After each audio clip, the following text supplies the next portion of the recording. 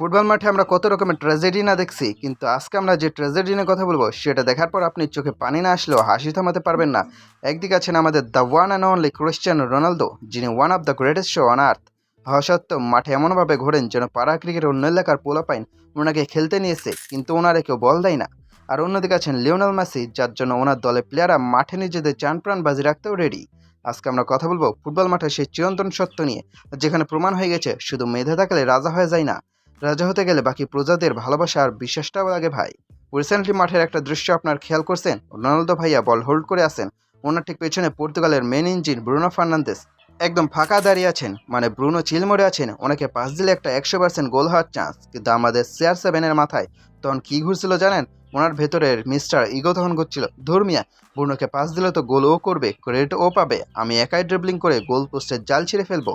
ব্যাস, নিজে পাস না দিয়ে একাই সব করতে গিয়ে আলটিমেটলি সুযোগটা সুন্দর করে নর্দমায় ফেলে দিয়ে আসলেন।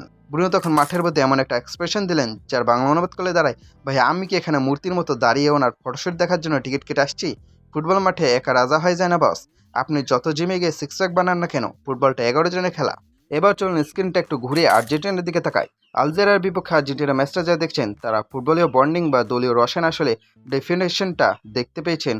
মাঠের মধ্যে আর্জেন্টিনা প্লেয়াররা যেভাবে নিজেদের মাঝে ওয়ান টাচ পাস খেলছিল, মনে হচ্ছিল ওনারা ফুটবল খেলছেন না, ওনারা ল্যাপটপে পুরো কোডিং করছেন। তারা পাস খেলতে খেলতে প্রতিপক্ষকে ডিফেন্সকে নাচিয়ে ছাড়লো, আর শেষ মুহূর্তে বলটা কার পায়ে দিল?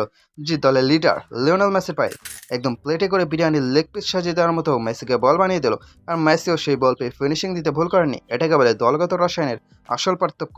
আর্জেন্টিনা প্লেয়াররা মনে প্রাণে বিশ্বাস করে আমরা জাস্ট বলটা মেসির পা পর্যন্ত পৌঁছে দেব, বাকিটা উনি উইজার্ড মোডে সামলে নেবেন। আর মেসিও ওনাদের সে বিশ্বাসের মর্যাদা রাখেন। সত্যি কথা বলতে বসেরা, মেসি যেদিনই মাঠে নেমে গোল করেন বা জাদুকরী কোনো পারফরমেন্স দেখান, সেদিনই কেন জানি এই হতভাগা CR7-এর কথা মনে পড়ে যায়।